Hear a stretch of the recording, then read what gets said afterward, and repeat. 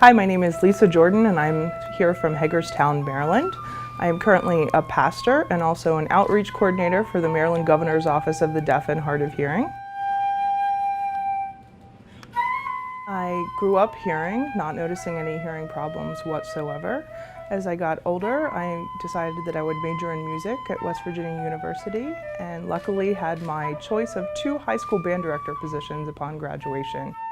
I think looking back, I may have missed some of those lower tones as the tubas were saying, "We could just play whatever and you didn't notice." And I started to deny it and say, "Oh, this can't be happening to me. I'm far too young for hearing loss." But I eventually did get my hearing tested, and at that point it was already moderately severe. We thought it would stay at that level, but it did not. It continued to progress very rapidly, and in a span of about 3 years I was profoundly deaf. It was definitely a grieving process for me because music was a way of life. It was not only what I was doing professionally, but it was my outlet for stress. When I would feel stressed, I would not only listen to music, but I would go and perform on my instruments. But when they started to not sound even, the musical scale, I wasn't able to appreciate the different timbres. Everything sounded just off. That was definitely, I think, the driving force behind getting the cochlear implant. I'm excited to be here with Advanced Bionics, visiting, because it's a great place.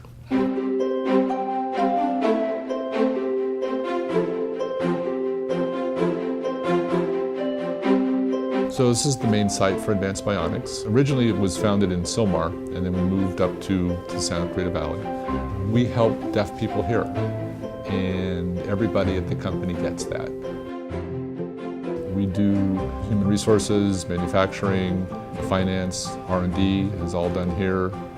Marketing, the principal marketing location is here, as well as North America sales and customer service.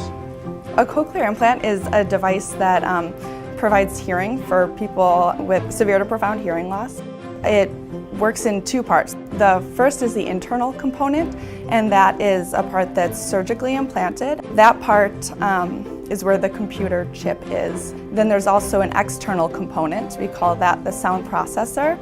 And the sound processor is a device that looks a little bit larger than a hearing aid, basically, and has a microphone on it which picks up sound from the environment and converts it into a digital signal which gets transmitted through the patient's skin to the internal implant and allows the patient to hear. We do all of the mechanical assembly here. There are over 100 different operations involved in making an implant. The operators that we have are very highly trained. They receive hundreds of hours of training before they're allowed to build the product. And then once it's manufactured, it goes through extensive testing. We'll send it out for sterilization and then ship it to the customers. Hi. So nice to meet you, Lisa. Meeting patients is a huge part of our culture here. I think having the Connect to Patients is a very powerful program. Like I said, I've been here 13 years. I've seen lots of them, and no 2 are ever the same. It's a very personal business. We work day in and day out with patients, so we get to have them come in and the recipients that we have in-house are just such fantastic performers and like Lisa, have really inspiring stories. So the surgery for me was 6 hours total for both ears. And there was not a lot of pain, so it was just exciting, I guess, at that point to wait for the activation. We tested all of the levels to make sure that they could be comfortable to turn it on. She said, "Okay, now I'm going to turn it on." And I could definitely tell that it was on. And interestingly, environmental sounds sounded pretty much correct right away. Speech, on the other hand, not at all. I got pretty much no speech understanding that first day, but I decided on the way home that I would listen to some music, which seems like a terrible idea if you can't understand speech, right? Because it's a much more complex process than speech. But I decided that I would do this, and I put on some headphones, and at first it just sounded like this whooshing sound and no music whatsoever. But then I left it for about 30 seconds, and I was kind of listening carefully.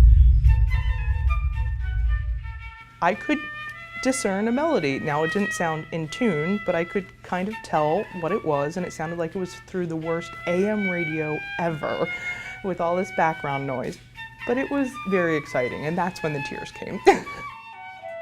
Other people tend to tear up in the room when they can hear anything at all. That was not my moment, but when I knew that there was hope for music, that was when it became very emotional for me.